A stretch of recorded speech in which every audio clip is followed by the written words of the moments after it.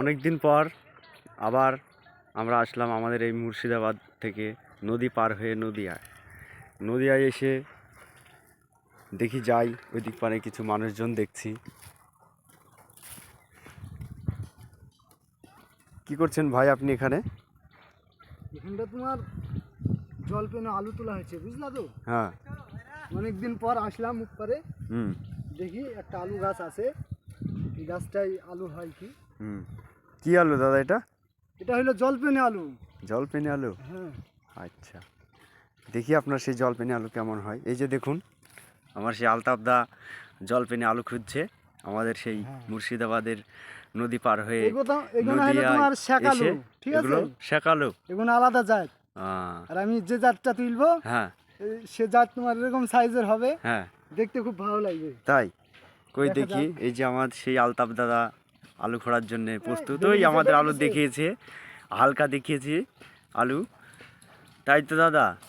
এটা খুব অনেক অনেক অনেক মোটা আলু। হ্যাঁ, এই আলুটা কি আলু বলছেন দাদা? এটা হলো জলপেনে আলু। বাহ, খুব সুন্দর। এই যে দেখুন আমাদের সেই আলতাপ দা, চল কাটবো খিন্ডাই। এবার বলছে আলুটা কাটবে। আর ওই যে দেখুন আমাদের সেই রসিম ভাই এখানে সবজির চাষ করে। সবজির চাষ এখানে আছে, আপনার বেগুন আছে, তারপরে পটল আছে। এই সমস্ত চাষি ভাই আমার ওইখানে চাষের জন্য কাজ করছে। আর এই যে আমাদের সেই রশিদ চাচা সবজির চাষ করার জন্য বাতা টাতা চাষছে, বান টান বানাবে হয় পটলের। চাচা কিসের বান বানাবেন চাচা? ওই ঝিঙে আর আপনার ধুদুল। ঝিঙে আর ধুদুল বান বানাবেন, তাই তো? বেগুনের জমিতে ধুদুল লাগিয়ে দিয়েছি। এবার আপনার বাতা তুলবো, তারে টান করবো, যে মাচান বানাবো। ও, এই যে চাচা সেই ধুদুল আর ঝিঙের জন্যে বান বানাবো বলছে, তাই চাচা কাজ করছে। এবার চলে আসি সে আমাদের আলুর কাছে।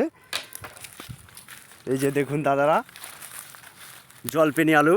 এটা জলপেনি আলু তো দাদা? হ্যাঁ, এটা জলপেনে আলু। বাহ, খুব সুন্দর।